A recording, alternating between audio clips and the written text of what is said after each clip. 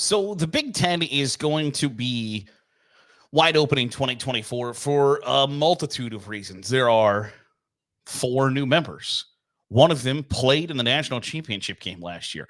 The other probably could have, if they ever could have beat the team that played in the national championship.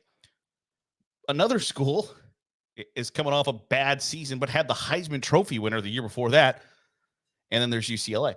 But then also you return a team like Ohio State, who has national championship aspirations, that have went out and spent millions in NIL. Michigan is coming off winning a national championship. Penn State is ranked in the top 10 in the country to start the season and has who many believe might be a first-round NFL draft pick playing quarterback. So there are all of that coupled with the fact that there's no more divisions. There is no more East versus West. There is no more Indiana is going to play Ohio State, Penn State, Michigan State every season.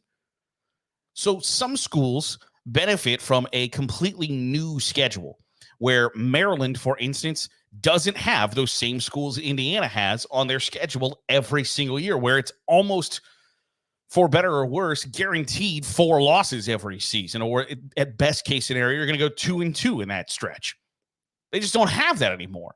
So the Big Ten is wide open going into 2024 in projecting who is or isn't, 1, a title contender, but then 2, going to play for the conference championship, because you don't have that straight line cutting the Big Ten in half geographically. It makes for interesting conversations about who is and isn't a possibility to play in Indianapolis in December. So on today's episode of the show, we're going to go through and go school by school, which game is the most important game on each school schedule. Now, not the toughest, because that would be a pretty boring episode of sitting here talking about how Rutgers is going to have a rough one against Michigan, or Michigan is going to have a tough one against Ohio State, or Oregon's going to play Washington, whatever the case may be. We're not talking toughest, because we talk about 3 or 4 schools. The most important game in each school schedule, and I'll tell you why I think that's the most important game in each school schedule. We'll go alphabetically. First with Illinois. I think Illinois' most difficult game is against Michigan State. And the reason that is because I think Illinois is going to be close on bowl eligibility in 2024. And I think this is the game that could decide it.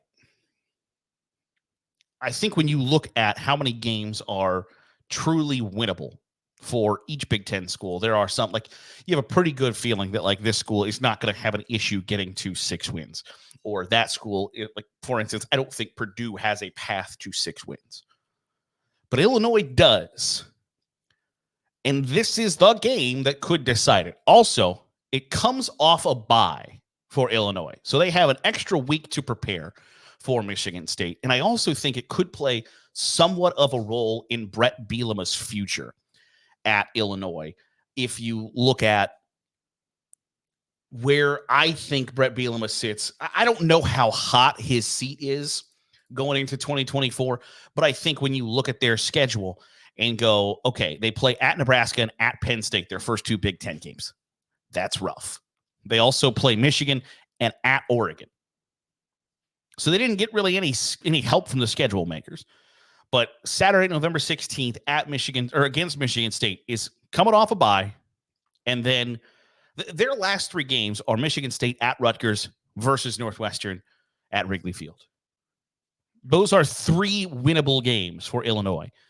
You go through the schedule before that, like I said, they play a non-conference game against Kansas, which they're probably going to lose, at Nebraska, at Penn State, Purdue, Michigan, at Oregon, Minnesota.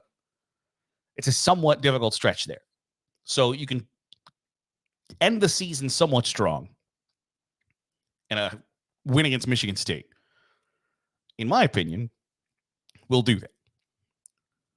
For Indiana, I think Purdue is their biggest game, because just like Illinois, I think for Indiana, bowl eligibility is a possibility in Curt Cignetti's first season. but I don't think it's possible without a win over Purdue. Secondly, it's a rivalry game, right? Like it is one of those, like, if we went 1-11, but we beat Purdue, it was a successful season type deal. And I don't know what the expectations for Indiana are going to be in that first season for Curt Cignetti. But I know that one of the goals is going to be beat Purdue. And I don't speak highly of the 2024 Boilermakers. And so I think when you are looking at limited opportunities for wins, you have to get them where you can. And that's going to be a somewhat recurring theme for some schools in this list is when you can get them, you got to get them. And I think for Indiana, the game against Purdue to end the season is going to be one of those chances. Also, I think it helps and a first season of Curt Cignetti's, even if they don't make it to a bowl game, if they can end the season with a win, especially one over a rival, I think that is a good thing to head into the off season for the Hoosiers. For Iowa, I have their game at Minnesota as the most important game for the Hawkeyes in 2024. And I'm going to put Iowa, and this is probably like famous last words territory, I'm going to put Iowa in that same category that I've got Miami, where Miami could be a playoff contender in 2024, not because I think that they're really good, but because their schedule is so bad that I don't know how you don't win 10 games for Iowa. It's conceivable to me that they start the season 4-0. If they beat Minnesota at Minnesota, they start the season 4-0. They're playing Illinois State, Iowa State, Troy is their non-conference, then at Minnesota. So it's an important game to win because, one, it leads into a bye week, and then they play Ohio State after that bye week. So starting 4-0 is going to be really important for Iowa. But I think that they are not necessarily great, not necessarily even very good, but a college football playoff contender because their schedule is so ungood. They play at Ohio State, and that's pretty much it in the games that are like, they're probably going to lose. Now, they'll probably lose to somebody they have no business losing to, but they don't play Michigan. They don't play Penn State. They don't play Oregon. They have Wisconsin at home. They have Nebraska at home. They have Washington at home. The schedule makers did Iowa they play Iowa State at home. Their road games are at Ohio State, at Michigan State, at UCLA, at Maryland. Iowa, their schedule sets up really nicely to conceivably be 11-1 with a loss to, unless the wheels come off for Ohio State, and 10-2, 11-1, 12-0 Ohio State. So the Minnesota game, should they win on the road at Minnesota, sets them up 4-0 start, conceivably, bye week at Ohio State. They have an opportunity to put some things together there. So I think that Iowa game at Minnesota is a really big deal. Also spoke about Maryland. And Maryland is somewhat in a similar boat to Iowa. It is not unreasonable to think that Maryland can start the season 6-0. They have UConn, Michigan State, at Virginia, Villanova, at Indiana, Northwestern. The bye week between Indiana and Northwestern. Which game in that schedule makes you think, I don't know that Maryland's going to win that one? Your non-conference is UConn, at Virginia, Villanova. An FBS independent, maybe the worst Power 4 team in Virginia, and an FCS school in Villanova, coupled with Michigan State in week number 2, who's probably not going to be necessarily rolling in week 2, and at Indiana to end September, a bye week, then Northwestern on a Friday night at home. Maryland starting the season 6-0 is not out of the realm of possibility by any stretch of the imagination. So that USC game, if they are 6-0, where they played Northwestern at home on a Friday night the week before, so you have a little extra time. You're not traveling back from Northwestern. You're home for Northwestern, and then you're playing USC at home. Maryland, against USC is set up to be the Terps being undefeated at home against a team making a 3-time zone travel. It's a big deal. Now, Maryland at the back half of the season did not get help from the schedule makers. They're after a bye week. They're at Oregon, Rutgers, Iowa, at Penn State. So similarly to Indiana and Illinois, you got to win them when you can get them. And I think a win over USC is the difference between Maryland winning 9 games or 8 games, or 8 games or 7 games. It's that big. If you can win, and any time a program like Maryland can win a game against a program like USC, no matter what USC is in 2024, it's going to be a big deal. But when that deal is the difference between being 7-5 or 8-4, or 8-4 and 9-3, it gets highlighted that much more. And so I think for Maryland, it's a big, big, big deal, especially if they're 6-0 going in to that game. Now for Michigan, we talked about the schedule makers. Michigan has it as difficult as anyone. As we sit here, they play 3 of the top 5 programs in the preseason top 25. 3 of the top 5. And when you look at the odds, 1, to make the college football playoff, but then 2, to win the national championship, they play 3 of some of the top bettors in America. So obviously it's going to come from Texas, Oregon, or at Ohio State, their most important game. I chose the Oregon game, and there are a couple reasons. 1, I think Michigan's going to take some time to find themselves.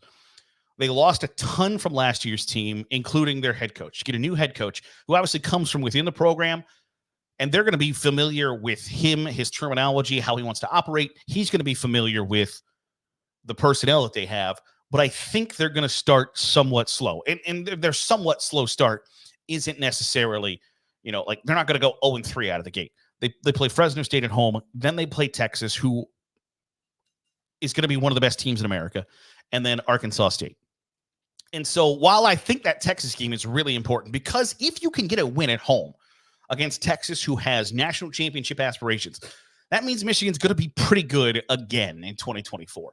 I don't know how good they're going to be. And that's not to, they won the national championship.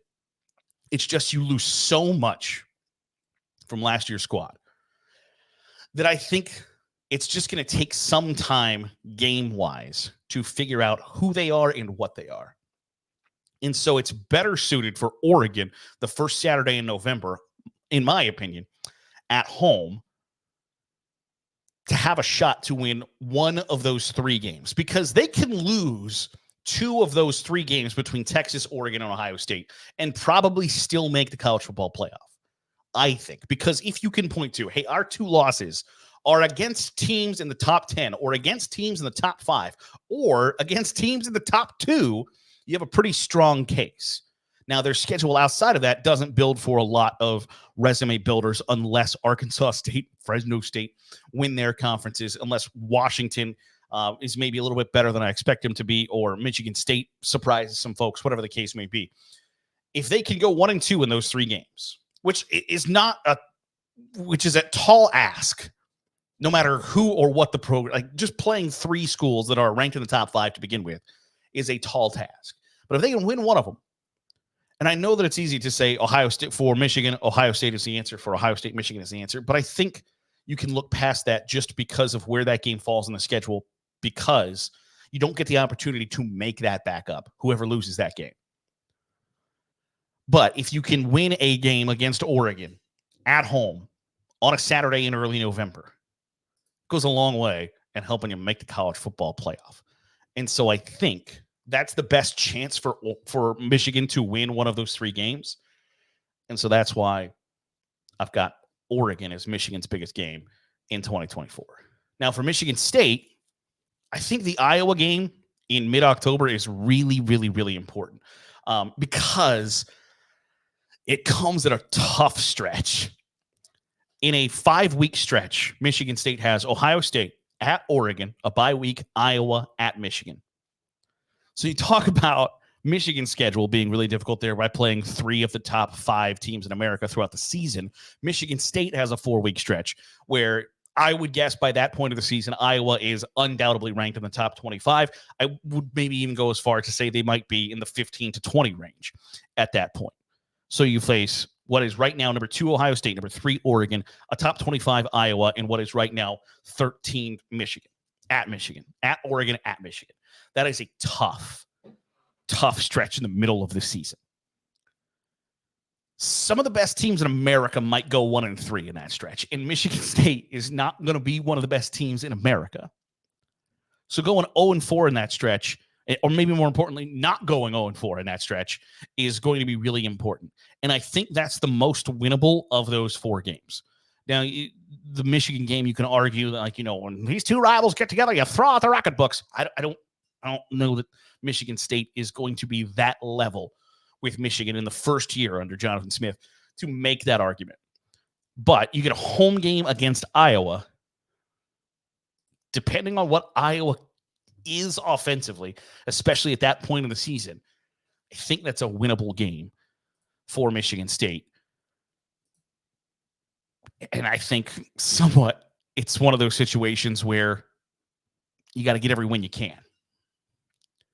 And I'm in that. I think Michigan State can be bowl eligible.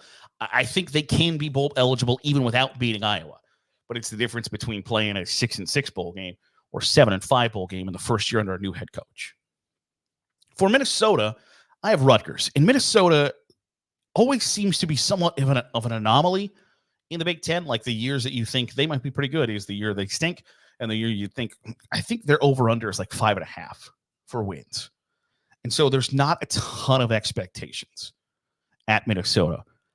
And even kind of their schedule is just like, it's not super difficult. They do play Penn State. They play at Michigan. So there's probably 2 losses right off the get-go. Their non-conference is North Carolina on a Thursday night, Rhode Island, and Nevada. So at worst, 2-1 in that stretch. But they play Rutgers before a bye week in November. And they have a bye week in October and then a 3-game stretch where it's Maryland, at Illinois, at Rutgers, and then another bye week. Their last 2 games are Penn State and at Wisconsin. So you might be able to say, like, hey, playing Rutgers at Rutgers for Minnesota might be the last chance that they get for a win in the season. And I think Rutgers and Minnesota are going to be somewhat close in talent, in expectations, in what they view 2024 is possible. Minnesota, if the over-under is 5.5, I think that's what I'm remembering correctly. If you can get to a bowl game, that's a good season for you. And Rutgers, I think the over-under was 7.5. So you're somewhat right there in that same boat of like, okay, who is going to get over that hump and get into a bowl game? And so Minnesota at Rutgers is not going to be on anybody's radar as like, I got to watch this on Saturday. Like, it's not, and I don't know that it ever will be. But it's a nice litmus test going into a bye week before you have 2 relatively difficult games to end the season for Minnesota. And so I think that that's a big game for Minnesota nearing the end of the season. And it's the exact opposite for Nebraska. The second week of the season, they play Colorado at home in front of a national TV audience in prime time. Former rival in the Big 12. There's a really big chance Nebraska starts the season 7-0, but they got to beat Colorado to do it. And I don't want to say that their season hinges on one game. I don't want to say anybody's season hinges on one game. But if they win that game, I think it's really likely that they start 7-0 before they travel to Ohio State at the end of October. And if you could start 7-0 at Nebraska, where they have not had palpable success since Bo Pelini left, or I guess since they fired Bo Pelini, Starting 7-0, things are going really well for Nebraska on the recruiting trail. If you can start 7-0, I think you can stay hot. You can build that momentum. And after Ohio State, their schedule is not super difficult either. So they start with UTEP, then Colorado. And I think Colorado is going to be better in 2024, especially to start the season. I just don't know that they're going to be good enough to go to Lincoln and get a win. So UTEP, Colorado, Northern Iowa. Not exactly the murderer's row in the non-conference slate. Then Illinois at Purdue, Rutgers at Indiana. If you see a loss in those 7 games, where is it? It's against Colorado at home, 7:30.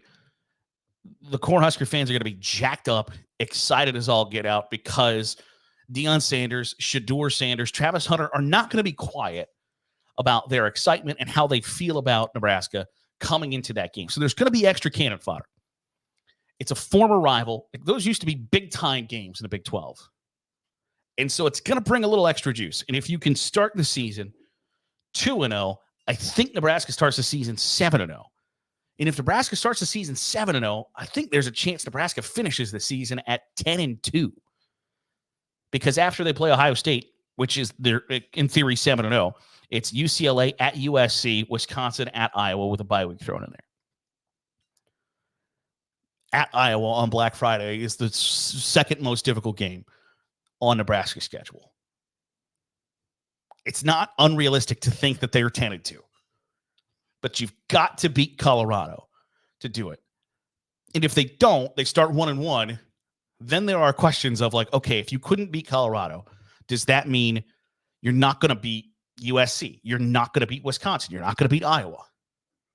What could be 7-0 and turn into 10-2 if you start 1-1 could turn into 8-4. And that's a big drop off. And so I'm really interested to watch Nebraska to start the season because I think they're in that same boat of Iowa, of Miami, that they're not necessarily going to be really good as much as the schedule is less than good. And it opens them up to maybe artificially being a part of that college football playoff conversation late into the season. But you have to beat Colorado to do it. For Northwestern, I picked the Purdue game. And it's the first Saturday in November. And I wholeheartedly understand it. We're talking about bowl eligibility a lot in this episode. But in Northwestern's case, it's true. For other schools, it's like, well, the path to eligibility is difficult if they don't win this game. For Northwestern, if they can't beat Purdue, they do not have a path to winning 6 games. And it's the most important in my view because it's the end of a 5-game stretch that includes Maryland, Wisconsin, and at Iowa.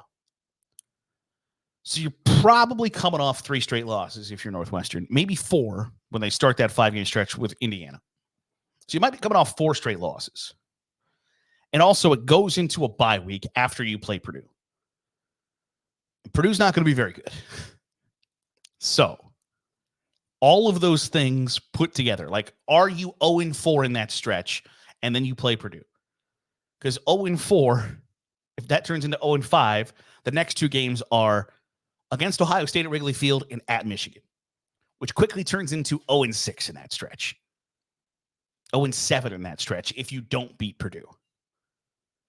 And so, like I've said, you got to win them when you can. Northwestern is firmly in that camp when it comes to playing Purdue. Now, we got to Ohio State. And I know that there are going to be people that it is absolutely 100% Michigan.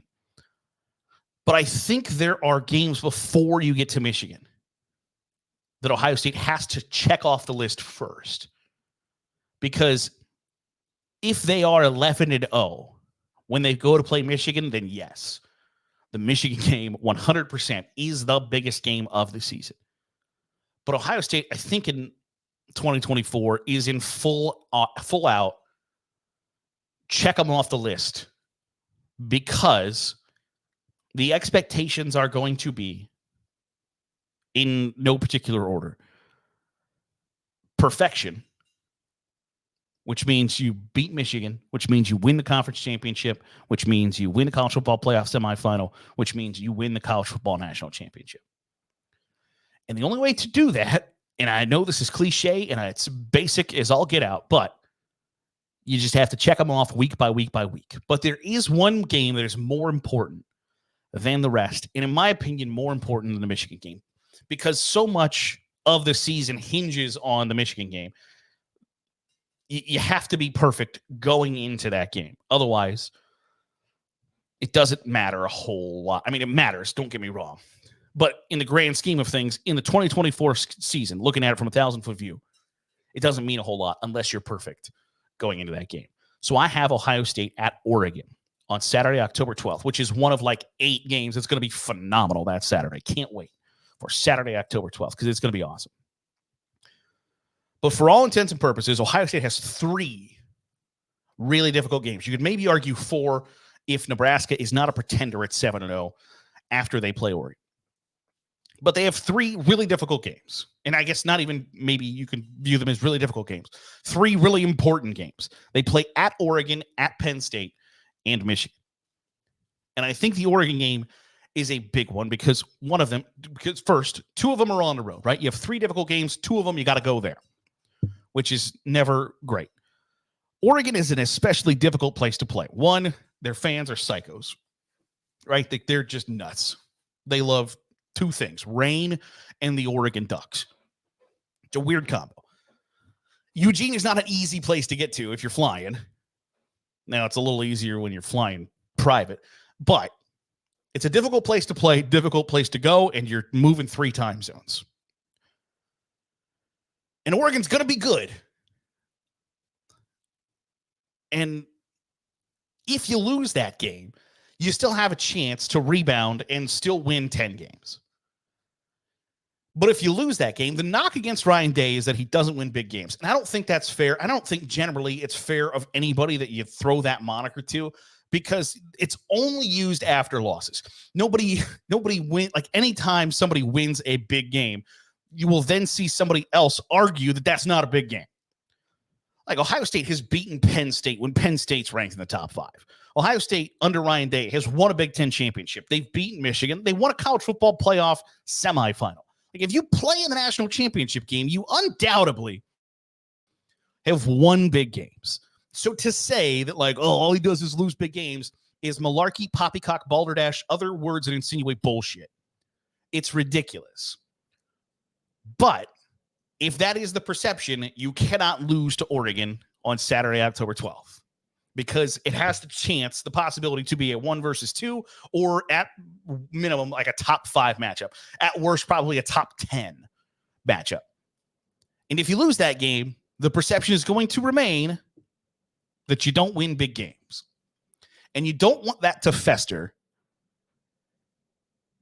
in 2024 before you get to the Michigan game. If you have already lost a game, whether it's at Oregon, whether it's at Penn State, and you're going to play Michigan later in the season, the Saturday after Thanksgiving, and you've already lost one of those quote-unquote big games, it's not a good spot to be in.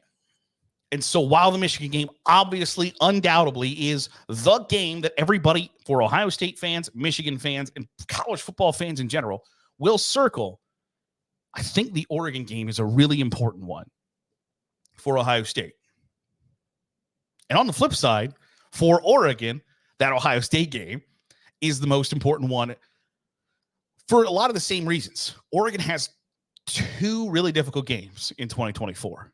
They're home for Ohio State, and they travel to Michigan. The Ohio State game is the first real Big Ten game, the first big-time Big Ten game. So the crowd's going to be pumped. It very well could be top 5 matchup. It's going to be one of the biggest regular season games of the season. If Oregon can win against Ohio State at home, they're probably starting 8-0, and they're going to control their own destiny at that point of playing in the Big Ten championship game and ultimately playing for the college football playoff. So it's a big game on both sides. Now, on the flip side of or I guess speaking of Ohio State, for Penn State, Ohio State is going to be their biggest game. It's Saturday, November 2nd. And I've talked before about how I think Penn State is one of the really few teams in college football who benefits from an expanded college football playoff. Teams like Penn State, Ole Miss are in that category of being one of the 4 best teams was going to be a really difficult task. Being one of the 12 best teams is going to be pretty easy for Penn State, Ole Miss, Miami, other Auburn, some of those schools from time to time. And we talked about how the schedule is pretty kind to Nebraska, pretty kind to Iowa. The schedule is not kind to Penn State. Or I guess, let me rephrase that. The schedule is not kind to Penn State outside of Ohio State, in the fact that they're not going to have a ton of opportunities to pad their resume. They don't play Michigan. They don't play Oregon. They play Ohio State at home, but they don't have a real great resume booster outside of playing Ohio State at home. If they can win at West Virginia or at USC, Wisconsin, that can be impressive-ish, depending on what those schools do. But the one game that they control is Ohio State at home. And it's really going to be their one opportunity to put on a show for the College Football Playoff Committee, for college football fans in general. If you're going to watch, if you live in Birmingham, the one Ohio State or Penn State game you might watch is the game against those two play each other the first Saturday in November. And so you get one crack at it. And it pretty much boils down to that. If you lose any other time, you're not going to get the chance to play in a college football playoff. If you win, you likely have punched your ticket to the college football playoff. So the season kind of literally hinges on one game for Penn State. You get the opportunity, you got to make the best of it. Now we get to Purdue. We've not been super kind to Purdue. And it's nothing that the Boilermakers have done. It's just they're not going to be very good in 2024. So the biggest game for Purdue, in my estimation, is at Illinois. And it is in the stretch of a really difficult stretch for Purdue. They have a bye week in week 2. A little early. Schedule maker does not like the Boilermakers. Week 3 is Notre Dame. Week 4 is at Oregon State. Week 5 is Nebraska. Week 6 is at Wisconsin. Week 7 is at Illinois. Week 8 is Oregon. So, Penn State has a pretty easy schedule. Purdue gets the opposite. You get that run there where, even in the non-conference, you're playing Notre Dame and at Oregon State, which I don't know. I feel great. Like I've said it before on this podcast. I feel confident that Purdue can win one game in 2024, the opener against Indiana State. After that, I don't know where you look at their schedule and go like, yeah, they're going to win that. Now they can win, at Oregon State. They can win at Illinois, Northwestern, at Indiana. But will they? I don't know. And so Illinois feels like the second or third best chance for a win for Purdue in 2024. And as I've said, you gotta take them where you can get them. And I just don't know how many opportunities Purdue's going to have in 2024 to win games. And so at Illinois is a big one for Purdue. Somewhat on the exact opposite end of the spectrum is Rutgers, where Rutgers non-conference is bad. It's bad.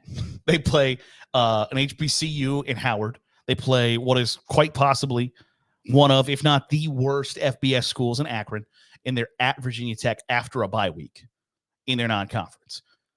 So for Rutgers, I think their USC game is a really, really, really big game. It's the last game of October. It's the last game of 6 straight where they play at Virginia Tech, Washington, at Nebraska, Wisconsin, UCLA, and then at USC. This game is a Friday night game. It's going to start at 11 o'clock Eastern time, p.m. Going to be after a World Series game. So national audience on Fox after a World Series game. And somewhat similar to what we talked about with Maryland, where, if they can beat USC, that's a big time deal no matter who, when, where it comes. It's the same for Rutgers. It's the last of a 6-game stretch, a somewhat difficult six-game stretch. But if you can go to USC and get a win, it's big time. And I know that it feels wrong to say, but Rutgers could legitimately 100% be an 8 or 9 win team in 2024. They don't play Ohio State. They don't play Michigan. They don't play Penn State. They don't play Oregon. So the 4 kind of consensus, these are the top dogs in the conference. Rutgers plays none of them. Their Big Ten schedule is Washington at Nebraska, Wisconsin, UCLA at USC, Minnesota at Maryland, Illinois at Michigan State. It is not inconceivable that they win 8 or 9 games. But to do it, you got to beat USC. And you got to beat Wisconsin. You got to beat Maryland. You got to beat everybody that you can beat. And going on the road to USC is not an easy task. But if they can go in there with a little bit of confidence, it's not unrealistic. Now, for UCLA, I have them somewhat in that same boat as Purdue, where they're not going to be very good. And so I picked the game for UCLA against Minnesota. UCLA is going to have a tough first year in the Big Ten. You had a first-year head coach, got the job late, lost some talent to the NFL, and they play Minnesota after what is legitimately one of the tougher stretches in college football in 2024. They play at LSU, home for Oregon, and at Penn State. So 2 weeks, 2 out of 3 weeks, you are at 2 of the most hostile environments in college football, at LSU and at Penn State. And sandwiched between that is an Oregon squad who is ranked in the top 5 to start the country. Then they play Minnesota. So you've likely lost 3 in a row, maybe 4 in a row if you lost to Indiana to start that stretch. UCLA has to respond at some point. Like, you can't let a 3-game losing streak or a 4-game losing streak and then you lose to Minnesota, because then they play at Rutgers, at Nebraska, Iowa, at Washington, USC. In that stretch, what sounds like a win for UCLA? Minnesota. And so a loss to Minnesota unravels everything. A win can salvage a really tough stretch. But if they lose, that's tough. It's really, really tough because you're staring an 8-game losing streak right in the face. Now, for the crosstown rival in USC, I think their game at Michigan, it's early in the season. It's week 4. Now, USC doesn't have a great start. They play LSU in Las Vegas to start the season. Then they play Utah State, get a bye week at Michigan. The first ever Big Ten game USC is going to play is at the Big House in front of a national audience, the defending national champs. There's a good chance they're 1-1 at that stretch. I don't think Lincoln Riley's on the hot seat, but I think you could be asking some questions depending on how they play at Michigan coming off a bye week after conceivably losing to LSU to start the season. You come in there and lay an egg, people be asking questions.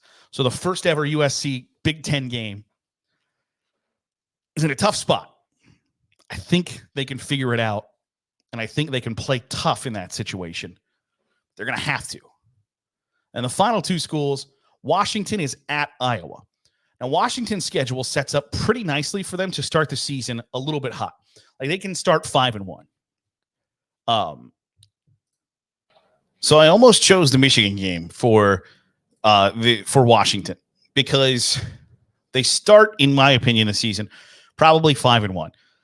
Non-conference is pretty easy. FCS Weber State, Eastern Michigan, Washington State, then Northwestern at Rutgers before they play Michigan. Now they play Iowa after they play Michigan. And so it's the second time that they come east.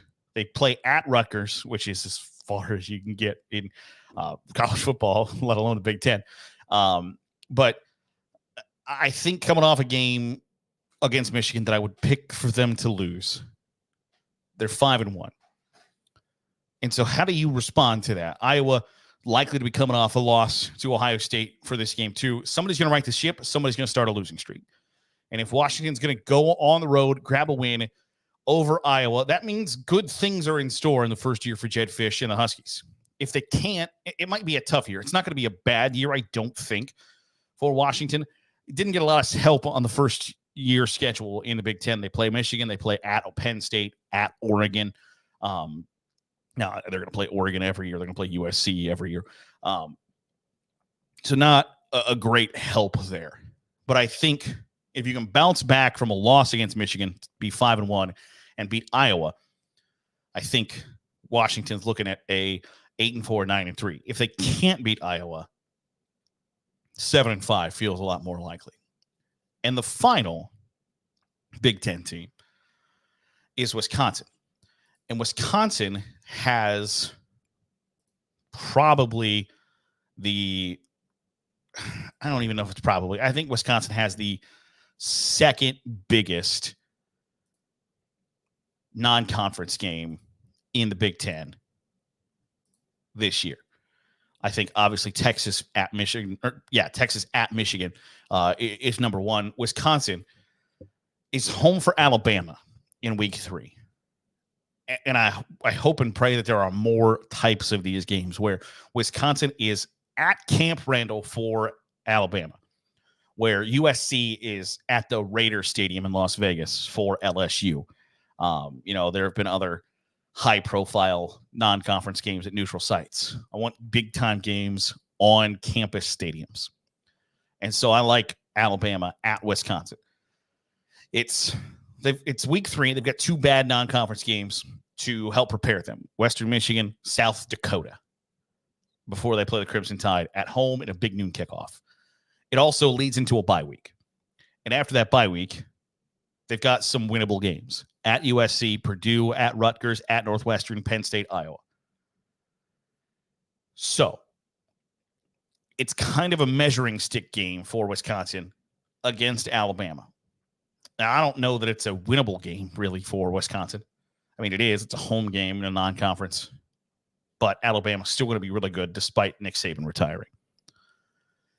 But if you can stack some wins there where you go 3-0, I think you probably feel pretty good about going to USC and then Purdue, at Rutgers, at Northwestern. Just like we talked about Nebraska starting the season potentially 7-0 if they can beat Colorado in week 2. Wisconsin can start the season if they can beat Alabama. Who on their schedule makes you think they can't beat them? If you can beat Alabama, you're damn near likely to beat anybody. And so you don't have – I've talked a little bit about, having 2 games that are difficult, 3 games to really circle. Wisconsin has 3. Alabama at home, Penn State at home, Oregon at home. Camp Randall ain't a fun place to go and try to play, especially in prime time. Alabama's a noon game. But it's absolutely a measuring stick game. If you can beat Alabama, you're going to feel really good about 2024. And if Alabama beats your brakes in at home in front of a national TV audience, there are going to be some questions about Luke Fickell, about the program, about the Big Ten. And that's just one of those things that you're going to have to deal with by scheduling a game of this magnitude. So in my opinion, those are the most important games for each Big Ten school in 2024. Want to know what you think? Think I'm way off base? Think I missed a game that should be more crucial than I think it is? Let us know in the comments down below. That'll do it for today's episode of the Daily Huddle. Appreciate you making us a part of your day, however it is, wherever it is you're doing so. If you are watching on YouTube, hit the subscribe button. Make sure you're getting all the great college football content we're pumping out. If you are listening on the podcast feed, drop a 5-star review. It goes a long way in helping out the channel. I'll see you tomorrow for another episode here of the Daily Huddle.